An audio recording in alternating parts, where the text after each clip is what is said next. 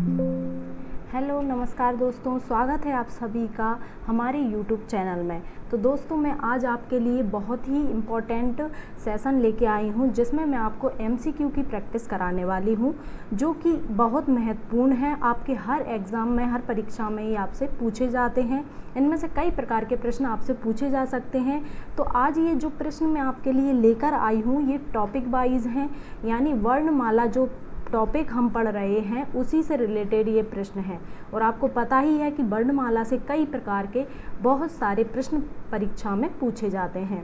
तो चलिए आज हम इसकी प्रैक्टिस करते हैं। ठीक है दोस्तों, यदि आपको सेशन अच्छा लगे तो आप लाइक ज़रूर कीजिएगा, और यदि आपको मेरा पढ़ाना समझ आ रहा हो तो कमेंट सेक्शन में आप कमेंट कर सकते हैं। ठीक है, तो आगे बढ़ते हैं। हम वर्णमाला कहते हैं, किसको कहते हैं? तो पहला ऑप्शन आपका दिया है शब्दों के समूह को, वर्णों के संकलन को, या फिर शब्द गणना को, या चौथा वाला है वर्णों के व्यवस्थित समूह को। तो बताइए कि वर्णमाला किसे कहते हैं? तो क्या बताया है मैंने कि जो वर्ण होते हैं वर्णमाला में, वर्ण यानी कोई सा भी एक वर्ण, आ हो, का हो, खा, इस प्रकार के जितने भी वर्ण होते हैं, यानी वर्णमाला किससे मिलकर बनती है?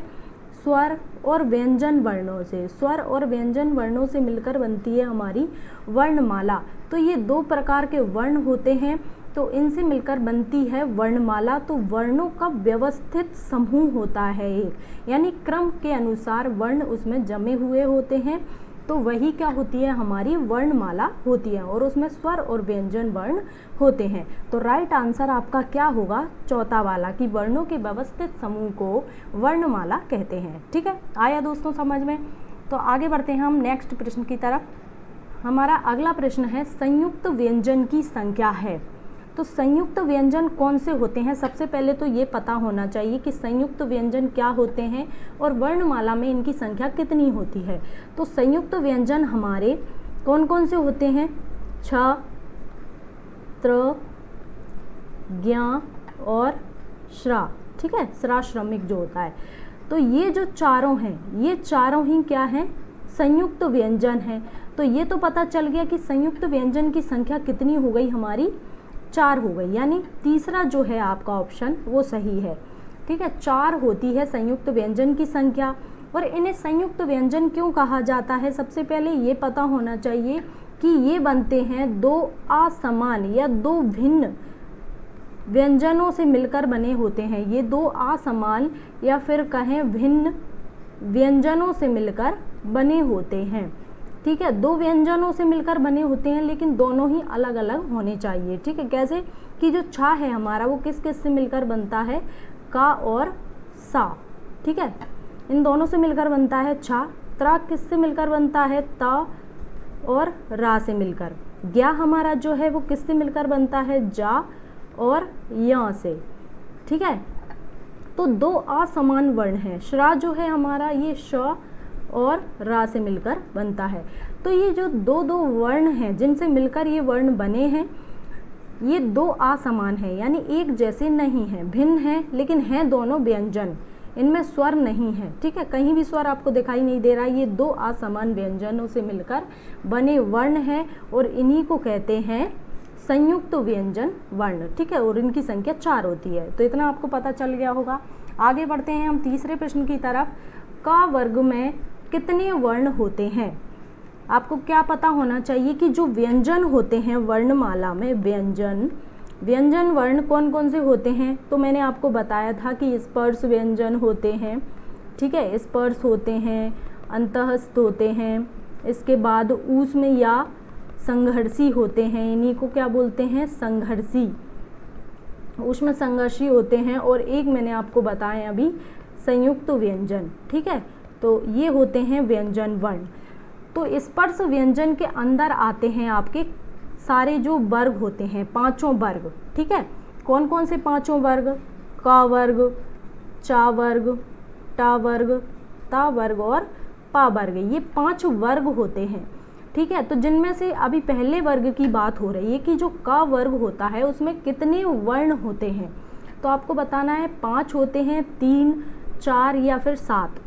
तो आपको पता ही होगा, यदि आप लिख के देखेंगे कि क, ख, ग, घ और ण, ठीक है, ये होते हैं। तो ये कितने हैं? 5 वर्ण हैं। ये कितने वर्ण हैं? 5 वर्ण हैं। यानी क वर्ग हो, चा वर्ग हो, टा हो, ता हो, पा हो, कोई सा भी वर्ग हो, हर वर्ग में 5 वर्ण होते हैं। तो राइट आंसर आपका ए होगा, ठीक है, 5 वर्ण होते हैं। आगे बढ़ते हैं हम। चौथा प्रश्न है आपका, कौन सा स्वर दीर्घ होता है? अब यहाँ पे स्वर पूछा है आपको, चारों ऑप्शन में स्वर दिया हुआ है, ठीक है। कौन सा दीर्घ होता है? यहाँ आपसे बड़ा स्वर पूछा है, कौन सा? आ जो है क्या वो बड़ा है? छोटी ई, छोटा ऊ, ये आई है ये, ठीक है।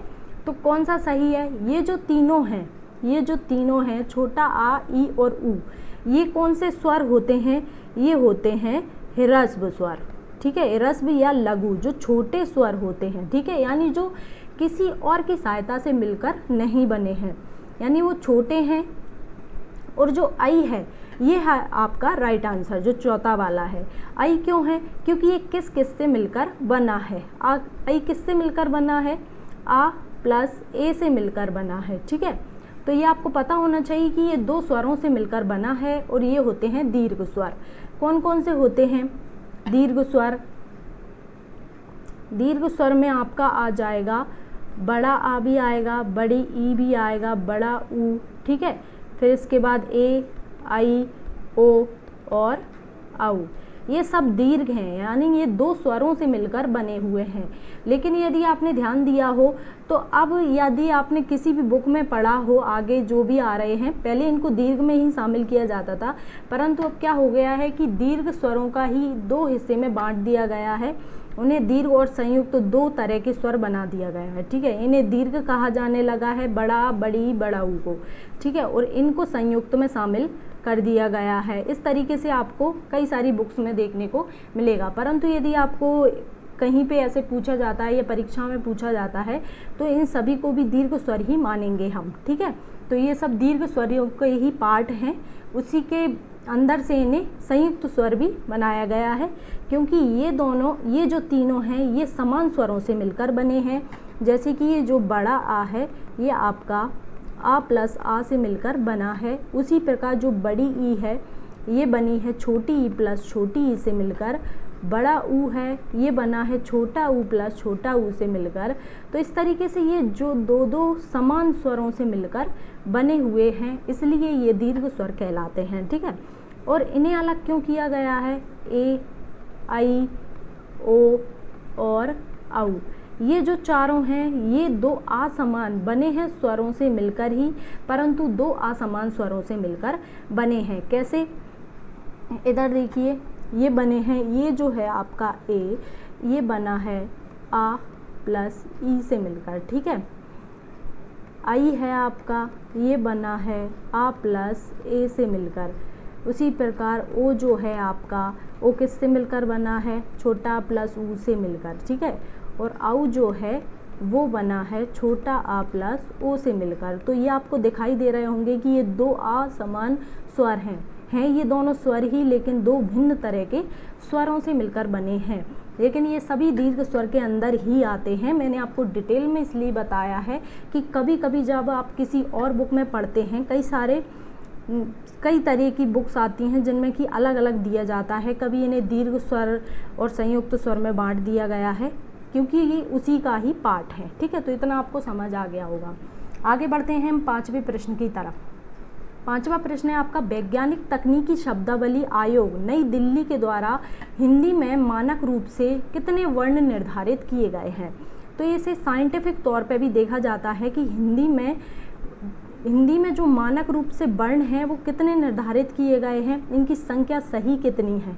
तो आपको पता ही है कि 52 यानी 52 जो है 52 वर्ण होते हैं हिंदी वर्णमाला में, ठीक है। हिंदी वर्णमाला में 52 वर्ण होते हैं, तो यही आपका राइट आंसर होगा, ठीक है। आगे बढ़ते हैं हम। प्रश्न नंबर 6 है हमारा कि जो सा है, सा का उच्चारण स्थान क्या है? सा किस वर्ग में आता है? इसका उच्चारण कहाँ से होता है? जब आप इसको उच्चारित करके देखते हैं तो आपको पता चलेगा कि ये ओष्ठ है, तालु है, दंत है या कंठ वर्ग है। तो जो सा है ये कौन सा है? इसका उच्चारण स्थान क्या है? तो ये दंत प्लस किससे खुलता है? ये दांत प्लस मसूड़ा, ठीक है, दांत प्लस मसूड़ा से इसका उच्चारण स्थान है, इसलिए इसे वत्सर्य व्यंजन वर्ण भी कहा जाता है। वत्सर्य का अर्थ होता है दांत प्लस मसूड़ा, यानी जब आपको इसको उच्चरित करते हैं, सा को बोल के देखते हैं तो दांत प्लस मसूड़ा दोनों की सहायता से ये बोला जाता है। इसका उच्चारण स्थान वत्सर्य है, इसलिए इसे वत्सर्य व्यंजन भी कहा जाता है। तो राइट आंसर यहाँ पे अभी दांत दिया हुआ है, तो दांत भी आपका ये सही है। दंत प्लस मसूड़ा आता है यानी वत्सर्य पूछा जाता तब भी ये सही होता। ठीक है, आगे बढ़ते हैं हम 7वें प्रश्न की तरफ।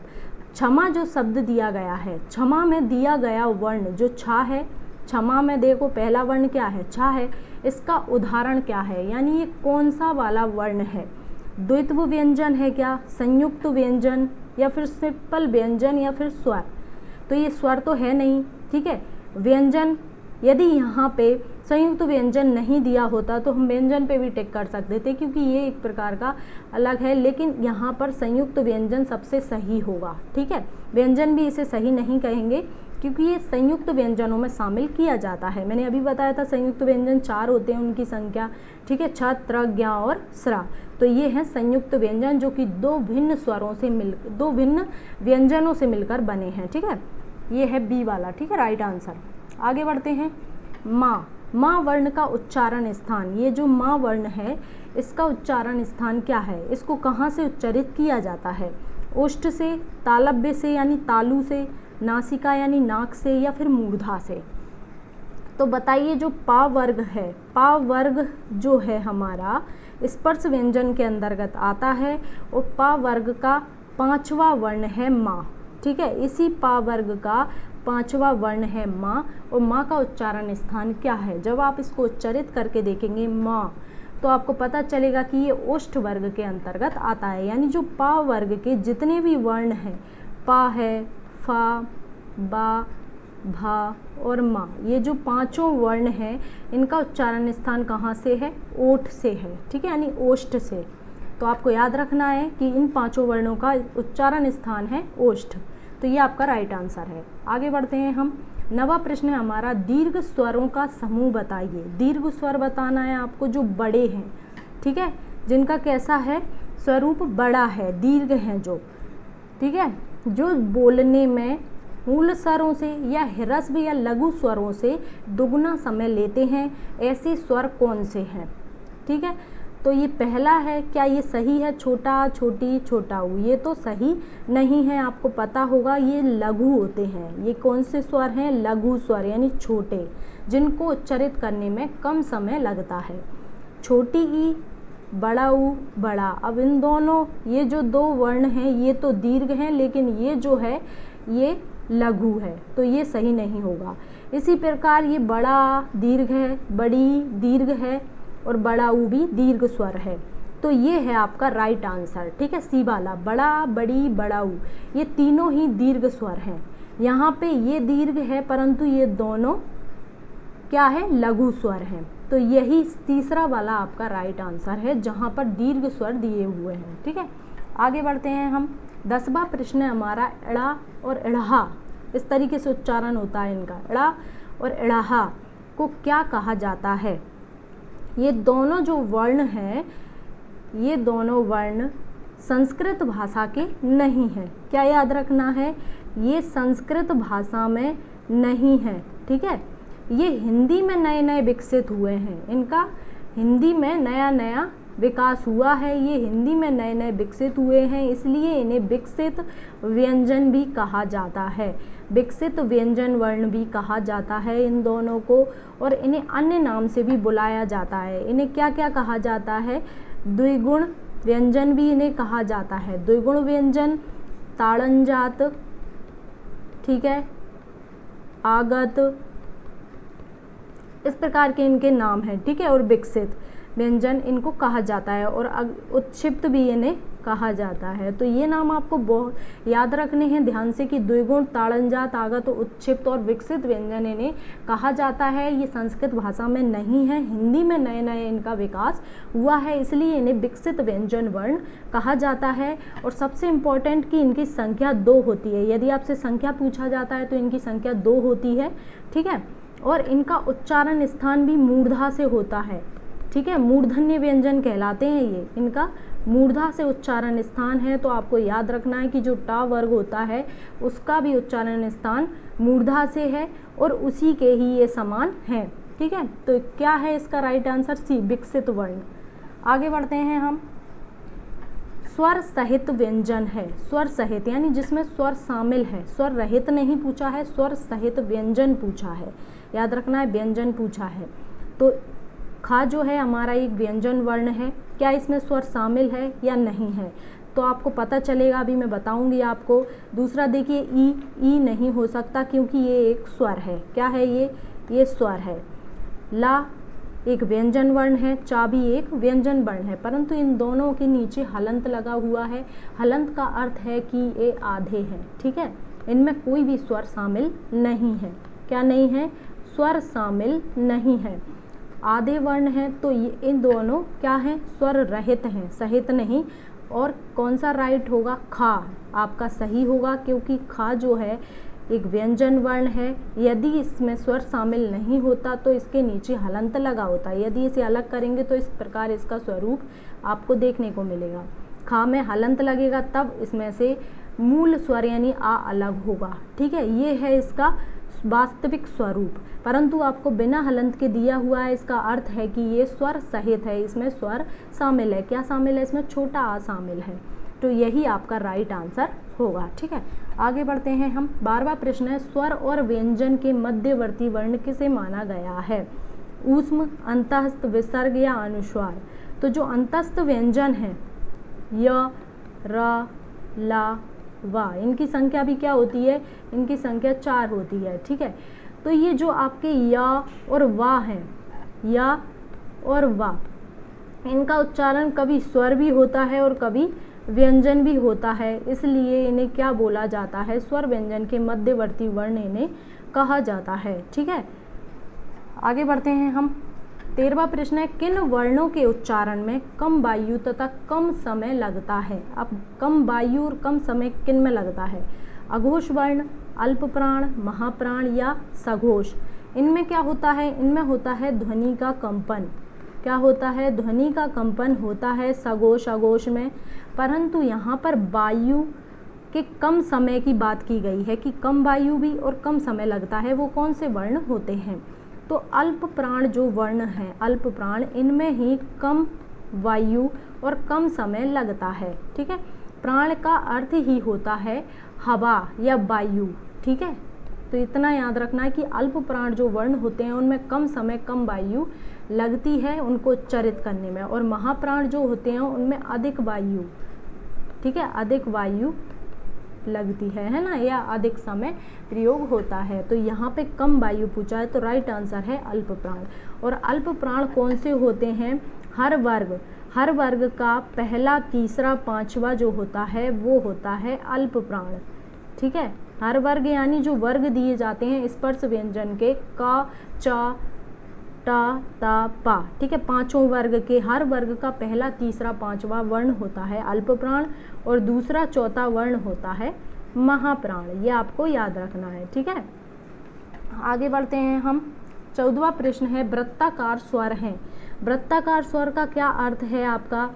वृत्ताकार स्वर यानी जिनका उच्चारण करते समय ओठ जो हैं हमारे ओष्ठ, उसकी आकृति कैसी हो जाती है?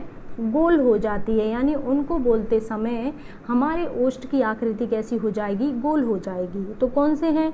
छोटा बोलने पे उच्चारण करके देखिए, तभी आपको पता चलेगा कि किन वर्णों के उच्चारण में हमारे होठों की आकृति गोल होती है। क्या छोटा आ के बोलते समय हो रही है? आ, ई, मा नहीं होती है।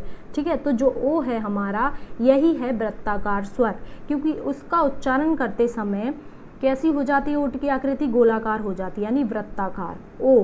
ठीक है, ऐसे करके उच्चारित करेंगे तो आपको पता चलेगा। ठीक है, तो कौन कौन से वर्ण होते हैं वृत्ताकार स्वर के अंतर्गत जो आएंगे? तो वो हैं ऊ, ऊ। ठीक है, ये दोनों, छोटा ऊ, बड़ा ऊ और ओ और औ, ये जो चारों हैं, इनको उच्चारित करते समय हमारे होठों की आकृति कैसी हो जाएगी? गोल हो जाएगी, यानी गोलाकार भी इन्हें कहा जाता है। वृत्तमुखी, वृत्ताकार या फिर गोलाकार, ये आपको याद रखना है। ठीक है, इनका नाम है। ये स्वर के एक वर्गीकरण किया जाता है, ठीक है, उनके अंतर्गत आते हैं। आगे बढ़ते हैं हम। अल्प प्राण व्यंजन है। अल्प प्राण व्यंजन अभी मैंने आपको बताया था कि अल्प प्राण यानी प्राण का अर्थ होता है वायु या हवा से, जिनका उच्चारण करते समय कम वायु या कम समय का प्रयोग होता है। अब यहाँ पर ये पूछा है कि आपको वर्ण दे दिए गए हैं, इन 4 ऑप्शनों में से आपको बताना है कि अल्प प्राण व्यंजन वर्ण कौन से होते हैं। और मैंने आपको बताया है कि हर वर्ग का पहला, तीसरा, 5वां वर्ण जो होता है वो होते हैं अल्प प्राण वर्ण, ठीक है, अल्प प्राण। अब आपको बताना है कि ये जो वर्ण है ये कौन सा वर्ण है, पहला है, तीसरा है या 5वां है। नहीं, तो ये का वर्ग का दूसरा वर्ण है। आपको ऐसे याद रखना है कि का के बाद क्या आता है, खा आता है। तो का पहला वर्ण था और खा दूसरा वर्ण है, तो ये है दूसरा वर्ण। तो ये तो नहीं होगा, हर वर्ग का पहला, तीसरा, 5वां होता है। ये जो खा है हमारा, खा कौन सा वर्ण, घा जो है हमारा, ये कौन सा वर्ण है, ये है चौथा वर्ण। कैसे है कि जब आप क, ख, ग, घ चौथा वर्ण है, ठीक है। झा जो है हमारा, च, छ, जा और झा, ये भी चौथा वर्ण है चा वर्ग का। अब ये जो का है ये है हमारा पहले नंबर का वर्ण है। तो यहाँ पर दूसरा, चौथा ये सही नहीं है, क्योंकि ये तीनों ही क्या है, महाप्राण वर्ण है, ठीक है, अधिक वायु वाले। और ये जो का है ये है हमारा राइट आंसर, क्योंकि का है पहला वर्ण, ठीक है। पहला, तीसरा, 5वां होता है अल्प प्राण, तो पहला जो है वही है हमारा सही आंसर, ठीक है। आगे बढ़ते हैं हम। मूल स्वर है। मूल स्वर कितनी संख्या होती है, यहाँ पर संख्या पूछी है मूल स्वरों की, 2 है, 3, 4 या फिर 5। तो राइट आंसर है आपका 4। कौन कौन से होते हैं मूल स्वर? मूल स्वरों में आता है छोटा हा, छोटी ई, छोटा ऊ और ऋषि। ये चारों ही हैं, इनकी संख्या 4 है, ठीक है। ये मूल स्वर कहलाते हैं। ये तो बहुत ही आसान प्रश्न था, ठीक है, तो आपको समझ आया होगा। आगे बढ़ते हैं हम। 17वां प्रश्न, हिंदी में व्यंजन वर्णों की संख्या कितनी है? अब आपसे यहाँ पे सिंपली पूछा है कि हिंदी में व्यंजन वर्णों की संख्या कितनी होती है।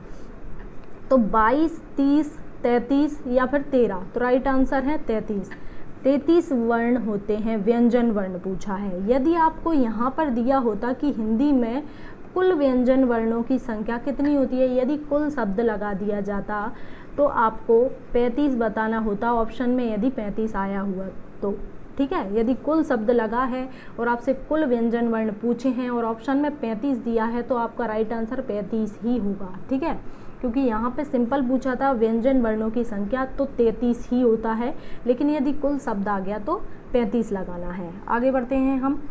18वां प्रश्न है हमारा, टा वर्ग की ध्वनियों का उच्चारण स्थान क्या है? तो अभी बताया था मैंने कि जो टा वर्ग होता है इसका उच्चारण स्थान मूर्धा से होता है, ठीक है, यानी इन्हें कहते हैं मूर्धन्य व्यंजन, ठीक है। ट, ठ, ड, ढ, ण, ठीक है, ऐसे इनका उच्चारण स्थान है। जब आप उच्चारित करके देखेंगे तो आपको पता चलेगा कि जो आपकी जीभ होती है वो मूर्धा को टच करती है, यानी जो मुंह के ऊपर वाला हिस्सा होता है, ऊपर वाली जो छत होती है उसको टच करती है, इसलिए इन्हें मूर्धन्य व्यंजन कहा जाता है। तो राइट आंसर क्या है? सी, मूर्धन्य व्यंजन। आगे बढ़ते हैं। 19वां प्रश्न है, हिंदी वर्णमाला में कितने अयोगवा होते हैं? अयोगवा कौन से होते हैं और उनकी संख्या क्या होती है? यहाँ पर आपसे संख्या पूछी है, 1 होती है, 2, 3 या 4। तो कौन कौन से होते हैं? सबसे पहले ये जानना आवश्यक है कि अंग और आहा जो हैं ये दोनों अयोगवा कहे जाते हैं। क्यों कहे जाते हैं? क्योंकि ये स्वर और व्यंजन के बीच की कड़ी कहा जाता है। इन्हें स्वर और व्यंजन वर्णों के बीच की ये क्या होते हैं? कड़ी होते हैं। इन्हें ना स्वरों में शामिल किया जाता और ना व्यंजनों में, ठीक है। ये दोनों स्वर और व्यंजनों के बीच की कड़ी कहे जाते हैं, इसलिए इन्हें अयोगवा वर्ण कहते हैं। और इनकी संख्या है 2। कितनी होती है इनकी संख्या? 2 होती है, याद रखिएगा। आगे बढ़ते हैं हम। 20वां प्रश्न है हमारा, छोटा आ और बड़ा आ का उच्चारण स्थान कौन सा है? छोटा आ और बड़ा आ का उच्चारण स्थान जब आप करेंगे तो वो आपका कंठ होगा, ठीक है। आ कंठ वर्ग। कौन सा वर्ग? कंठ से, यानी गले से होता है इनका उच्चारण। तो ये हैं हमारे 20 प्रश्न जो आपके लिए बहुत ही महत्वपूर्ण हैं, परीक्षा में, किसी भी परीक्षा में आपसे पूछे जा सकते हैं। तो दोस्तों आज का सेशन आपको कैसा लगा आप कमेंट बॉक्स में ज़रूर बताइएगा, और आपको हमारे वीडियोस अच्छे लग रहे हों, पसंद आ रहे हों तो हमारे वीडियोस को लाइक करना ना भूलिएगा, ठीक है। और इसी प्रकार हमसे जुड़े रहने के लिए हमारे चैनल को सब्सक्राइब ज़रूर कीजिएगा, ठीक है। तो मिलते हैं अगले सेशन में, तब तक के लिए धन्यवाद।